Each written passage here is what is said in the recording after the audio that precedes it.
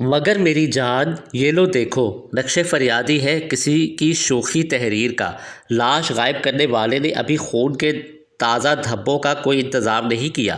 مرزا افتخار رفیع سودا یا کوئی صاحب فرماتے ہیں، قاتل ہماری لاش کو تشہیر دے ضرور، آئندہ تاکہ کوئی نہ کسی سے وفا کرے۔ فیاض جھک کر فرش پر پھیلے ہوئے خون کو دیکھنے لگا۔ لیکن لاش کیا ہوئی؟ وہ گھبرائے ہوئے لہجے میں بولا۔ فرشتے اٹھا لے گئے، مرنے والا بہشتی تھا، مگر لاحول والا۔ بہشتی؟ سکے کو بھی کہتے ہیں۔ او ہو، فردوسی تھا۔ لیکن فردوسی تو محمود غزنوی کی زندگی ہی میں مر گیا تھا۔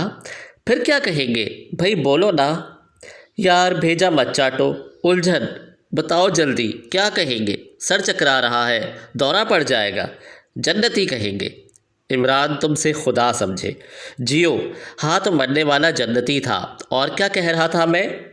تم یہی رکے کیوں نہیں رہے؟ فیاض بگڑ کر بولا۔ مجھے آواز دے لی ہوتی۔ سنو یار، بندریا تو کیا، میں نے آج تک کسی مکھی کا بھی بوسہ نہیں لیا۔ عمران مایوسی سے بولا۔ کیا معاملہ ہے؟ تم کئی بار بندریا کا حوالہ دے چکے ہو۔ جو کچھ ابھی تک بتایا ہے بالکل صحیح تھا۔ اس آدمی نے گدھے پر سے بندریا اتاری، اسے کمرے میں لے گیا۔ پھر بندریا 2 بار چیخی اور وہ آدمی 1 بار۔ اس کے بعد سناٹا چھا گیا۔ پھر لاش دکھائی دی، گدھا اور بندریا غائب تھے۔ سچ کہہ رہے ہو؟ فیاض بھرائی ہوئی آواز میں بولا۔ مجھے جھوٹا سمجھنے والے پر قہر خداوندی کیوں نہیں ٹوٹتا؟ فیاض تھوڑی دیر تک خاموش رہا، پھر تھوک نگل کر بولا۔ تو پھر صبح پر رکھو۔ عمران کی نظریں پھر قبر کی طرف اٹھ گئی۔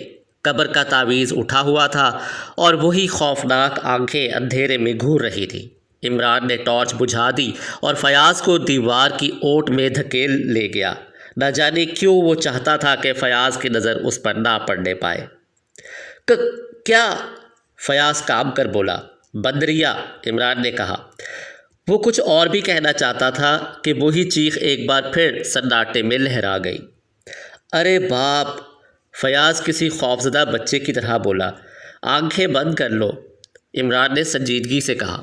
ایسی چیزوں پر نظر پڑنے سے ہارٹ فیل بھی ہو جایا کرتا ہے۔ ریوالور لائے ہو؟ نہیں، تم نے بتایا کب تھا؟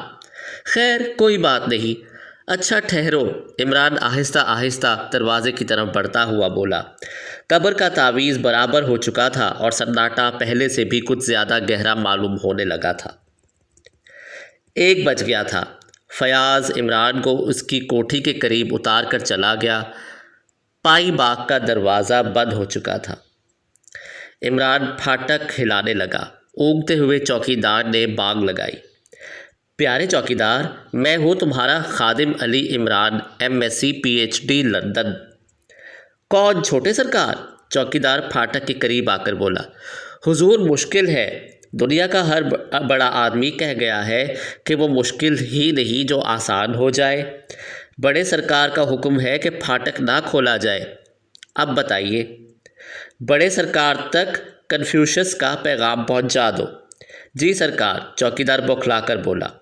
ان سے کہہ دو کنفیوشس نے کہا ہے کہ تاریک رات میں بھٹکنے والے ایمانداروں کے لیے اپنے دروازے کھول دو، مگر بڑے سرکار نے کہا ہے۔ بڑے سرکار، انہیں چین میں پیدا ہونا چاہیے تھا۔ خیر، تم ان تک کنفیوشس کا یہ پیغام ضرور پہنچا دینا۔ میں کیا بتاؤں؟ چوکیدار کپ کپائی ہوئی آواز میں بولا۔ اب آپ کہاں جائیں گے؟ فقیر یہ سہانی رات کسی قبرستان میں بسر کرے گا۔ میں آپ کے لیے کیا کروں؟ دعائے مغفرت۔ اچھا ٹاٹا، عمران چل پڑا۔ اور پھر آدھے گھنٹے بعد وہ ٹپ ٹاپ نائٹ کلب میں داخل ہو رہا تھا، لیکن دروازے میں قدم رکھتے ہی محکمہ سراغر ثانی کے ایک ڈپٹی ڈائریکٹر سے مڈ بھیڑ ہو گئی جو اس کے باپ کا کلاس فیلو بھی رہ چکا تھا۔ او ہو صاحبزادے، تو تم اب ادھر بھی دکھائی دینے لگے ہو؟ جی ہاں، اکثر فلیش کھیلنے کے لیے چلا آتا ہوں، عمران نے سر جھکا کر بڑی سعادت مندی سے کہا۔ فلیش؟ تو کیا اب فلیش بھی؟ جی ہاں، کبھی کبھی نشے میں دل چاہتا ہے۔ اوہ، تو شراب بھی پینے لگے ہو؟ وہ کیا عرض کروں، قسم لے لیجئے جو کبھی تنہا پی ہو، اکثر شرابی طوائفیں بھی مل جاتی ہیں جو پلائے بغیر مانتی ہی نہیں۔ لا حول ولا قوت۔ تو تم آج کل رحمان صاحب کا نام اچھال رہے ہو۔ اب آپ ہی فرمائیے، عمران مایوسی سے بولا۔ جب کوئی شریف لڑکی نہ ملے تو کیا کیا جائے؟ ویسے قسم لے لیجئے جب کوئی مل جاتی ہے تو میں طوائفوں پر لعنت بھیج کر خدا کا شکر ادا کرتا ہوں۔ شاید رحمان صاحب کو اس کی اطلاع نہیں۔ خیر، اگر ان سے ملاقات ہو تو کنفیوشس کا یہ قول دہرا دیجیے گا کہ جب کسی ایماندار کو اپنی ہی چھت کے نیچے پناہ نہیں ملتی تو وہ تاریک گلیوں میں بھونکنے والے کتوں سے ساز باز کر لیتا ہے۔ ڈپٹی ڈائریکٹر سے اسے گھورتا ہوا باہر چلا گیا۔ عمران نے سیٹی بجانے والے انداز میں ہونٹ سکیڑ کر ہال کا جائزہ لیا۔ اس کی نظریں ایک میز پر رک گئی جہاں ایک خوبصورت عورت اپنے سامنے پورٹ کی بوتل رکھے بیٹھی سگریٹ پی رہی تھی۔ گلاس آدھے سے زیادہ خالی تھا۔ عمران اس کے قریب پہنچ کر رک گیا۔ کیا میں یہاں بیٹھ سکتا ہوں لیڈی جہانگیر؟ وہ قدرے جھک کر بولا۔ اوہ تم! لیڈی جہانگیر اپنی داہنی بھویں اٹھا کر بولی۔ نہیں، ہرگز نہیں۔ کوئی بات نہیں، عمران معصومیت سے مسکرا کر بولا۔ کنفیوشس نے کہا تھا۔ مجھے کنفیوشس سے کوئی دلچسپی نہیں، وہ جھنجھلا کر بولی۔ تو ڈی ایچ لارنس ہی کا ایک جملہ سن لیجئے۔ میں کچھ نہیں سننا چاہتی، تم یہاں سے ہٹ جاؤ، لیڈی جہانگیر گلاس اٹھاتی ہوئی بولی۔ اوہ، اس کا خیال کیجئے کہ آپ میری منگیتر بھی رہ چکی ہیں۔ Shut up! آپ کی مرضی۔ میں تو صرف آپ کو یہ بتانا چاہتا تھا کہ آج صبح ہی سے موسم بہت خوشگوار تھا۔ وہ مسکرا پڑی۔ بیٹھ جاؤ، اس نے کہا اور ایک ہی سانس میں گلاس خالی کر گئی۔ وہ تھوڑی دیر اپنی نشیلی آنکھیں عمران کے چہرے پر جمائے رہی، پھر سگریٹ کا ایک طویل کش لے کر آگے جھکتی ہوئی آہستہ سے بولی، میں اب بھی تمہاری ہوں، مگر سر جہانگیر، عمران مایوسی سے بولا، دفن کرو اسے۔ ہائے، تو کیا مر گئے؟ عمران گھبرا کر کھڑا ہو گیا۔ لیڈی جہانگیر ہنس پڑی۔ تمہاری حماقتیں بڑی پیاری ہوتی ہیں، وہ اپنی بائیں آنکھ دبا کر بولی اور عمران نے شرما کر سر جھکا لیا۔ کیا پیو گے؟ لیڈی جہانگیر نے تھوڑی دیر بعد پوچھا۔ دہی کی لسی۔ دہی کی لسی؟ ہی شاید تم نشے میں ہو۔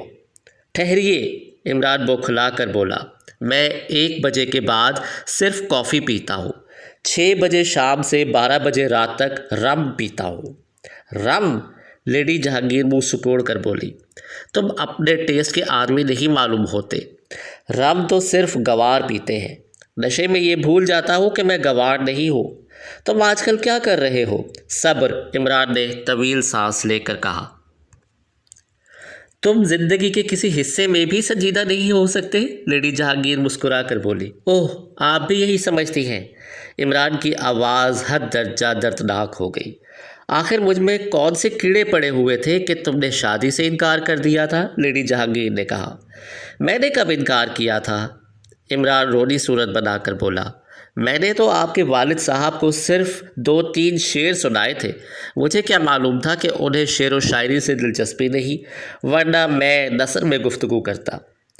والد صاحب کی رائے ہے کہ تم پرلے سرے کے احمق اور بدتمیز ہو، لیڈی جہانگیر نے کہا، اور چونکہ سر جہانگیر ان کے ہم عمر ہے لہٰذا شٹ اپ، لیڈی جہانگیر بھڑا کر بولی۔ بہرحال میں یوں ہی تڑپ تڑپ کر مر جاؤں گا۔ عمران کی آواز پھر دردناک ہو گئی۔ لیڈی جہانگیر بغور اس کا چہرہ دیکھ رہی تھی۔ کیا واقعی تمہیں افسوس ہے؟ اس نے آہستہ سے پوچھا۔ یہ تم پوچھ رہی ہو؟ اور وہ بھی اس طرح جیسے تمہیں میرے بیان پر شبہ ہو؟ عمران کی آنکھوں میں نہ صرف آنسو چھلک آئے بلکہ بہنے بھی لگے۔ ارے نو مائی ڈیئر، عمران ڈارلنگ، کیا کر رہے ہو تم؟ لیڈی جہانگیر نے اس کی طرف اپنا رومال بڑھا دیا۔ میں اسی غم میں مر جاؤں گا، وہ آنسو خشک کرتا ہوا بولا۔ نہیں، تمہیں شادی کر لینی چاہیے، لیڈی جہانگیر نے کہا، اور میں تو ہمیشہ تمہاری ہی رہوں گی۔ وہ دوسرا گلاس لبریز کر رہی تھی۔ سب یہی کہتے ہیں، کئی جگہ سے رشتے بھی آ چکے ہیں، کئی دن ہوئے جسٹس فاروق کی لڑکی کا رشتہ آیا تھا، گھر والوں نے انکار کر دیا، لیکن مجھے وہ رشتہ کچھ پسند ہے۔ پسند ہے؟ لیڈی جہانگیر حیرت سے بولی۔ تم نے ان کی لڑکی کو دیکھا ہے؟ ہاں، وہی نا جو ریٹا ہیورتھ سٹائل کے بال بناتی ہے اور عموماً تاریک چشمہ لگائے رہتی ہے۔ جانتے ہو وہ تاریک چشمہ کیوں لگاتی ہے؟ لیڈی جہانگیر نے پوچھا۔ نہیں، لیکن اچھی لگتی ہے۔ لیڈی جہانگیر نے کہا لگایا۔ وہ اس لیے تاریک چشمہ لگاتی ہے کہ اس کی ایک آنکھ غائب ہے۔ آئیں، عمران اچھل پڑا۔ اور غالباً اسی بنا پر تمہارے گھر والوں نے یہ رشتہ منظور نہیں کیا۔ تم اسے جانتی ہو؟ عمران نے پوچھا۔ اچھی طرح سے، اور آج کل میں اسے بہت خوبصورت آدمی کے ساتھ دیکھتی ہوں۔ غالباً وہ بھی تمہاری ہی طرح احمق ہوگا۔ کون ہے وہ؟ میں اس کی گردن توڑ دوں گا، عمران بپھر کر بولا، پھر اچانک چونک کر خود ہی بڑبڑانے لگا۔ لا حول ولا قوت، بھلا مجھ سے کیا مطلب؟ بڑی حیرت انگیز بات ہے کہ انتہائی خوبصورت نوجوان ایک کانی لڑکی سے شادی کرے۔ واقعی وہ دنیا کا 8واں عجوبہ ہوگا، عمران نے کہا۔ کیا میں اسے جانتا ہوں؟ پتہ نہیں، کم از کم میں تو نہیں جانتی، اور جسے میں نہ جانتی ہوں وہ اس شہر کے کسی اعلیٰ خاندان کا فرد نہیں ہو سکتا۔ کب سے دیکھ رہی ہو اسے؟ یہی کوئی 15-20 دن سے۔ کیا وہ یہاں بھی آتے ہیں؟ نہیں، میں نے انہیں کیفے کامینو میں اکثر دیکھا ہے۔ مرزا غالب نے ٹھیک ہی کہا ہے۔ نالا سرمایہ یک عالم و عالم کف خاک، آسمان بیضا قمری نظر آتا ہے مجھے۔ مطلب کیا ہوا؟ لیڈی جہانگیر نے پوچھا۔ پتہ نہیں، عمران نے بڑی معصومیت سے کہا اور پرخیال انداز میں میز پر طبلہ بجانے لگا۔ صبح تک بارش ضرور ہوگی، لیڈی جہانگیر انگڑائی لے کر بولی۔ سر جہانگیر آج کل نظر نہیں آتے، عمران نے کہا۔ 1 ماہ کے لیے باہر گئے ہوئے ہیں۔ گڈ، عمران مسکرا کر بولا۔ کیوں؟ لیڈی جہانگیر اسے معنی خیز نظروں سے دیکھنے لگی۔ کچھ نہیں، کنفیوشس نے کہا ہے۔ مت بور کرو، لیڈی جہانگیر چڑھ کر بولی۔ ویسے ہی بائی دی وے، کیا تمہارا رات بھر کا پروگرام ہے؟ نہیں، ایسا تو نہیں۔ کیوں؟ میں کہیں تنہائی میں بیٹھ کر رونا چاہتا ہوں۔ تم بالکل گدھے ہو، بالکل گدھے سے بھی بدتر۔ میں بھی یہی محسوس کرتا ہوں۔ کیا تم مجھے اپنی چھت کے نیچے رونے کا موقع دو گی؟ کنفیوشس نے کہا ہے۔ Imran, please shut up. Lady Jahangir میں ایک لنڈورے مرغے کی طرح اداس ہو۔ چلو اٹھو، لیکن اپنے کنفیوشس کو یہی چھوڑ چلو۔ بوریت مجھ سے برداشت نہیں ہوتی۔ تقریباً آدھ گھنٹے بعد عمران لیڈی جہانگیر کی خوابگاہ میں کھڑا اسے آنکھیں پھاڑ پھاڑ کر دیکھ رہا تھا۔ لیڈی جہانگیر کے جسم پر صرف شب خوابی کا لبادہ تھا۔ وہ انگڑائی لے کر مسکرانے لگی۔ کیا سوچ رہے ہو؟ اس نے بھرائی ہوئی آواز میں پوچھا۔ میں سوچ رہا تھا کہ آخر کسی مثلث کے تینوں زاویوں کا مجموعہ 2 زاویہ قائمہ کے برابر کیوں ہوتا ہے؟ پھر بکواس شروع کر دی تم نے؟ لیڈی جہانگیر کی نشیلی آنکھوں میں جھلاہٹ جھانکنے لگی۔ مائی ڈیئر لیڈی جہانگیر، اگر میں یہ ثابت کر دوں کہ زاویہ قائمہ کوئی چیز ہی نہیں ہے تو دنیا کا بہت بڑا آدمی ہو سکتا ہو۔ جہنم میں جا سکتے ہو، لیڈی جہانگیر برا سا منہ بنا کر بڑبڑائی۔ جہنم؟ کیا تمہیں جہنم پر یقین ہے؟ عمران، میں تمہیں دھکے دے کر نکال دوں گی۔ لیڈی جہانگیر، مجھے نیند آ رہی ہے۔ سر جہانگیر کی خوابگاہ میں ان کا سلیپنگ سوٹ ہوگا؟ پہن لو۔ شکریہ۔ خوابگاہ کدھر ہے؟ سامنے والا کمرہ، لیڈی جہانگیر نے کہا اور بے چینی سے ٹہلنے لگی۔ عمران نے سر جہانگیر کی خوابگاہ میں گھس کر اندر سے دروازہ بند کر لیا۔ لیڈی جہانگیر ٹہلتی رہی۔ 10 منٹ گزر گئے۔ آخر وہ جھنجھلا کر سر جہانگیر کی خوابگاہ کے دروازے پر آئی۔ دھکا دیا، لیکن اندر سے چٹخنی چڑھا دی گئی تھی۔ کیا کرنے لگے عمران؟ اس نے دروازہ تھپ تھپانا شروع کر دیا، لیکن جواب ندارد۔ پھر اسے ایسا محسوس ہوا جیسے عمران خراٹے بھر رہا ہو۔ اس نے دروازے سے کان لگا دیے۔ حقیقتاً وہ خراٹوں ہی کی آواز تھی۔